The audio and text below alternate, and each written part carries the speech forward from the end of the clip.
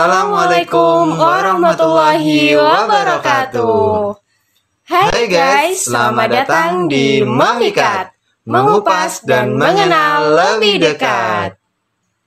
Sebelumnya kita mau perkenalan dulu nih teman-teman. Kenalin, aku Robert. Dan aku Nabila, kami dari UKM KSR PMI Unit Polines. Gimana nih kabarnya Kak Nabila? Alhamdulillah sehat dan selalu bahagia dong pastinya. Kalau Kak Robert sendiri gimana nih kabarnya? Alhamdulillah aku juga baik-baik aja kok. Dan berhubung hari ini bulan puasa, semoga kita tetap selalu semangat ya Kak, walaupun kita sedang berpuasa nih. Iya benar banget. Jadi puasa itu tidak sebagai halangan ya Kak? Yap, betul sekali. Oke, kali ini nih Kak Robert, kita bakal ngobrol bareng tentang apa ya? Intinya kita bakal ngobrol bareng hal-hal menarik seputar KSR PMI nih Kak. Wah, hal menarik apa nih Kak? Jadi penasaran. Oke, tanpa basa-basi lagi, kita bakal langsung cus ke pembahasan yang pertama nih.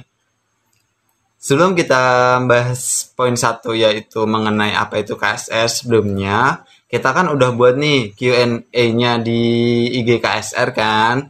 Jadi kita bakal bacain pendapat dari teman-teman yang udah ngisi nih.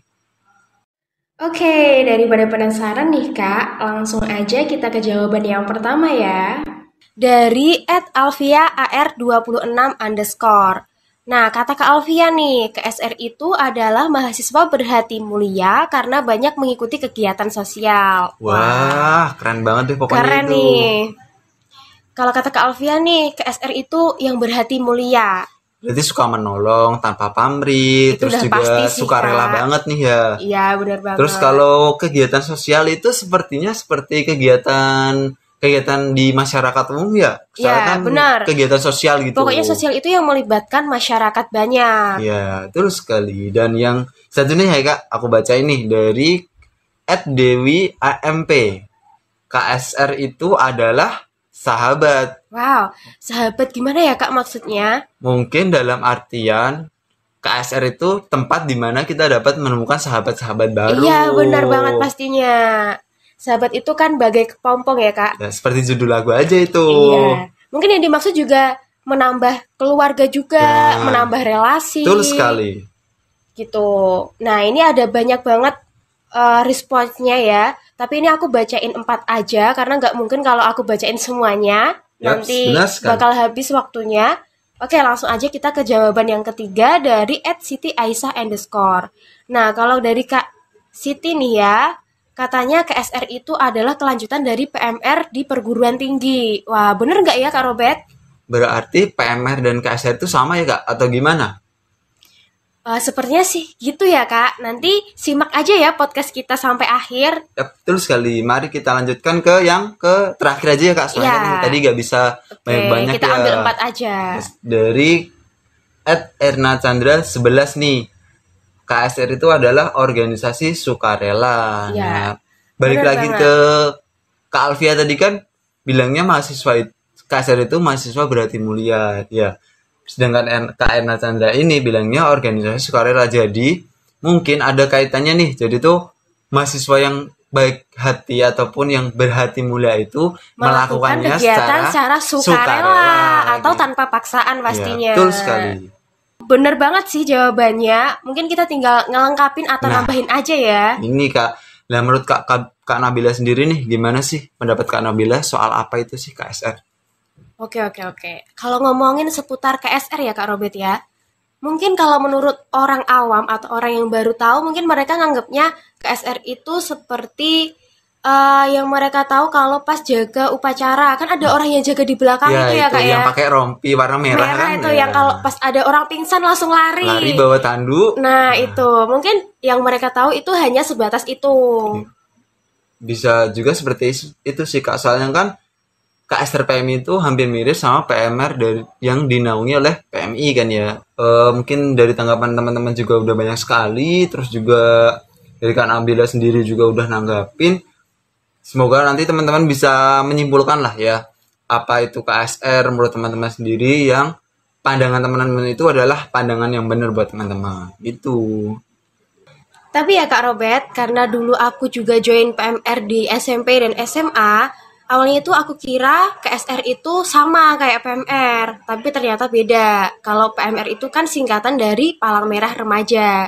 Sedangkan KSR itu singkatan dari Korps Sukarela. Nah, mungkin itu mereka itu sama-sama di bawah naungan Perhimpunan Palang Merah Indonesia.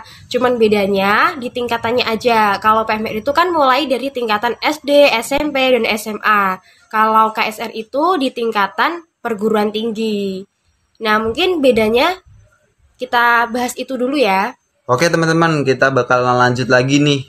Jadi tuh sebenarnya aku penasaran sih Kak, gimana sih sejarahnya KSR PMI? Apa KSR PMI itu udah ada sejak dulu atau gimana? Biar teman-teman semua juga pada tahu tentang sejarahnya KSR nih. Penasaran aja apa penasaran banget nih Kak Robert? Yang jelas sih penasaran banget karena aku kan nggak tahu nih. Oke, ya, kasih tahu ya. Nah, kasih tahu nggak ya? Kasih tahu aja lah Kak. Oke, ngobrolin soal sejarah KSR ya Kak Robert ya. Untuk sejarah KSR itu sendiri, mungkin dari masing-masing unit itu punya cerita sejarahnya masing-masing. Dan di tiap unit itu pasti punya sejarah yang berbeda. Nah, kita ngobrolin di KSR Polines ini sendiri itu berdiri sejak tanggal 16 Agustus 1984, yang awalnya hanya beranggotakan beberapa orang saja. Dan ini artinya KSR Polines sudah berdiri selama 36 tahun. Wah ternyata udah lama juga ya Kak, udah hampir 36 tahun loh. Bayangin aja tuh dari angkatan pertama hingga angkatan berapa sekarang Kak? Sekarang sudah angkatan 37. Wah, udah angkatan 37. Jadi itu anggotanya udah hampir Banyak ya, lah banyak lah pokoknya. Dan yang perlu Kak Robert tahu nih ya, kalau UKM KSR itu sebagai UKM tertua di Polines dan sebagai KSR tertua di Kota Semarang. Wah, Berarti gimana sebagai nih? pelopor nih ya, sebagai pelopor bisa dibilang berdirinya seperti itu. KSR di Kota unit-unit Semarang, lain, ya. terutama di Kota Semarang. Betul banget. Lanjut nih, kita bakal ngelanjutin bahas soal tugas dari KSR PMI nih Kak. Dari Kak Nabila sendiri nih, tahu nggak sih apa tugas KSR PMI itu? Kalau ngobrolin soal tugas KSR ya Kak Robert ya, mungkin yang orang tahu kalau misal ada bencana nih, Yang kan suka sering pakai lihat, rompi nah warna iya benar merah, banget, yang lari-lari bawa tandu itu bawa Kak. tandu terus evakuasi korban. Nah itu mungkin yang orang-orang kenal ya seperti itu. Nah itu juga salah satu tugas dari KSR, yaitu melaksanakan pertolongan. Dan kalau secara lingkup kecilnya nih, karena kita mahasiswa, jadi kan kita lingkupnya di perguruan tinggi. Jadi kita juga biasanya kalau ada kegiatan ormawa atau kegiatan dari organisasi lain yang membutuhkan tenaga medis, nah kita juga turut memberikan bantuan.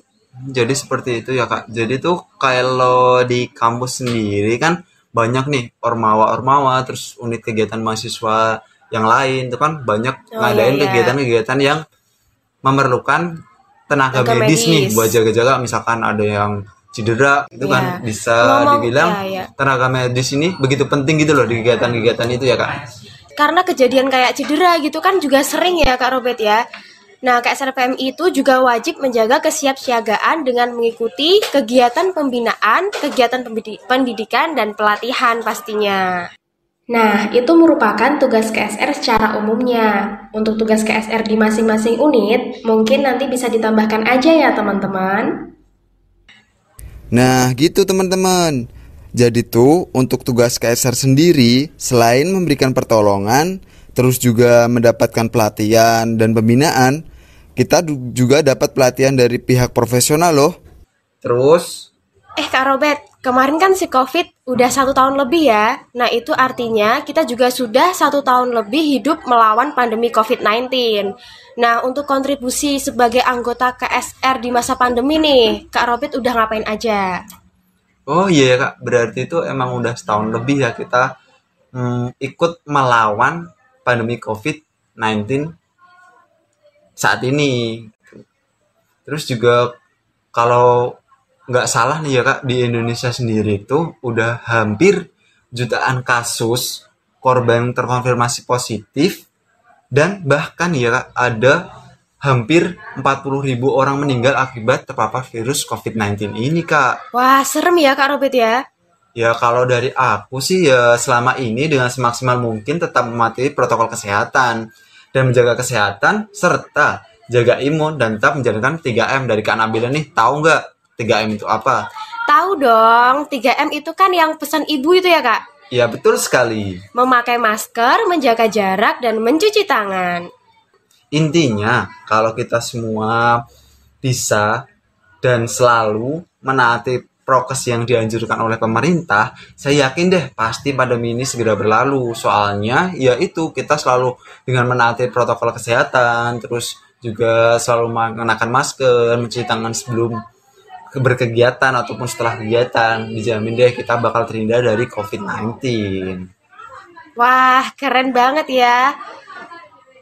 Dan kalau ngomongin tentang KSR, itu berarti kita ada 2 poin ya Kak, tentang relawan dan juga mahasiswa. Jadi selain kita harus mematuhi prokes dan menjaga kesehatan, kita juga sebagai peer educator atau perwujudan dari prinsip kepalang merahan. Dan juga kesadaran dari masing-masing orang ya Kak. Nah, benar sekali. Ini juga sebagai bentuk implementasi dari butir ketiga Tridharma Perguruan Tinggi loh Kak. Kalau untuk perubahan-perubahan nih yang Kak Robert rasain setelah menjadi relawan COVID, nah apa aja nih Kak?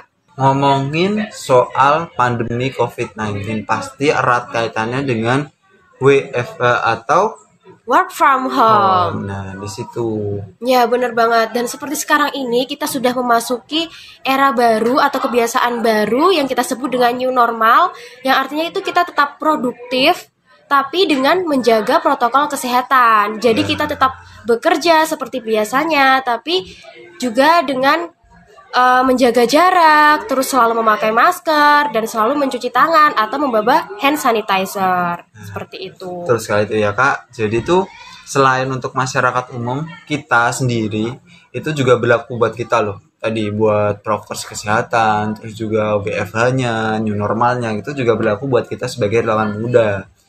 Jadi kalau kita dulu sering terjun buat sosialisasi secara langsung di lapangan, share ilmu buat masyarakat, terus banyak sekarang semua itu harus digantikan dengan serba digital atau yang kita sebut online lah ya, karena kita mahasiswa kan pernah ngerasain tuh yang namanya daring online, belajar di rumah itu. Jadi tuh emang ada kelebihannya tersendiri gitu antara online dengan offline. Terus mungkin ada kegiatan open donasi. Nah, open donasi ini tuh diperuntukkan biasanya untuk masyarakat yang terdampak COVID ya Kak? Itu benar sekali buat masyarakat yang terdampak COVID.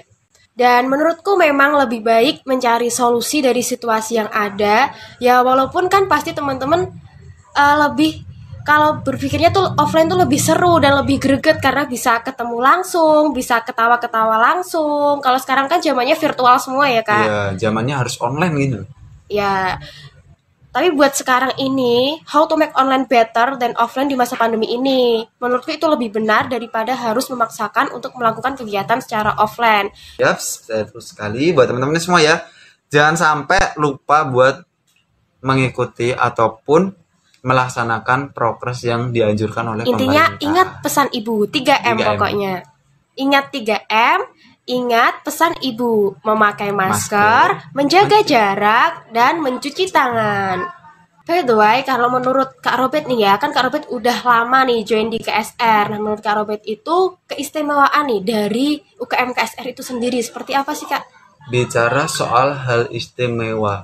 Istimewa kayak martabak aja nih Kak, istimewa. Kalau martabak kan spesial ya Kak Robert ya. Kalau martabak spesial ya, berhubung kita ini bulan puasa, kita harus menahan nafsu makan kita dulu nih Kak. Nanti kalau udah buka baru kita makan. Iya, siap. Jadi kalau soal KSR nih ya, yang pasti istimewa banget lah buat aku karena aku nih baru join kan ya, baru join di kegiatan-kegiatan yang bersifat relawan gitu loh Kak. Jujur aja nih, kalau dulu aku ikut KSR tuh awalnya ya sama diajakin teman-teman, suruh ikut, kamu suruh ikut ini, suruh ikut itu, suruh ikut ini. Nah, pokoknya ikut teman aja gitu ya Kak ya. Karena aku dulu juga gak punya basic sih ya, karena aku dulu gak pernah ikut PMR di SMA dan SMP, gak ikut PMR, tapi ya karena sekarang ada keinginan nih, pengen ikut join KSR lah, siapa tahu dapat relasi, dapat ilmu baru mengenai tentang medis lah ya. Karena yang aku tahu kan pasti PMR itu berhubungan erat dengan kegiatan-kegiatan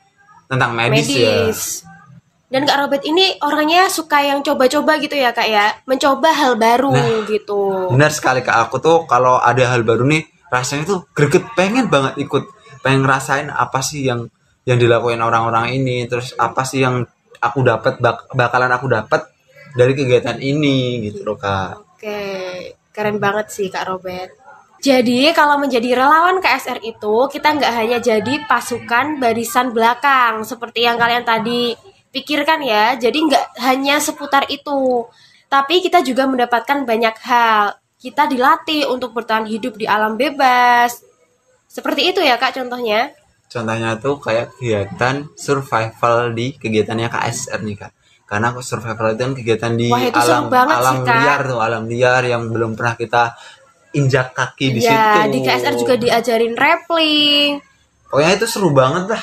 Pokoknya kita itu berhubungan erat dengan alam. Iya, betul sekali. Kayaknya kita udah 1 jam lebih ya Kak ngobrol panjang lebar. Kok udah lama banget ya? Kayaknya baru kita ngobrol sebentar, tadi baru 5 menit malah. Udah kering nih Kak tenggorokannya. Sabar, kita masih puasa. Tunggu buka dulu ya. Ya, belum maghrib. Ya, semoga dengan obrolan kita ya Kak Robert bisa menambah wawasan dan menjawab kekepoan teman-teman semua tentang seluk-beluk relawan KSR. Oke, menuju penghujung obrolan kita nih Kak Robert. Aku mau tanya sekali lagi tentang suka duka menjadi anggota KSR. Bagaimana nih dari Kak Robert? Mengenai suka duka di dalam KSR, karena aku baru join, mungkin aku nggak bisa jelasin panjang lebar ya.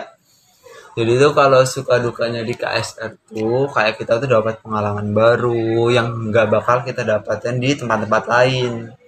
Ya misalnya kayak kita jaga di misalkan di pertandingan futsal antar SMA. Nah itu kan hal baru buat kita yang baru join di KSR. Terus juga tadi ada kegiatan survival di alam liar, terus ada kegiatan rappling, panjat tebing, turun dari jembatan juga pernah. Iya, wah. Seperti itu. Kayaknya seru banget ya Kak. Ya, buat teman-teman bah pokoknya ikut KSR itu nggak bakal rugi dah, dijamin.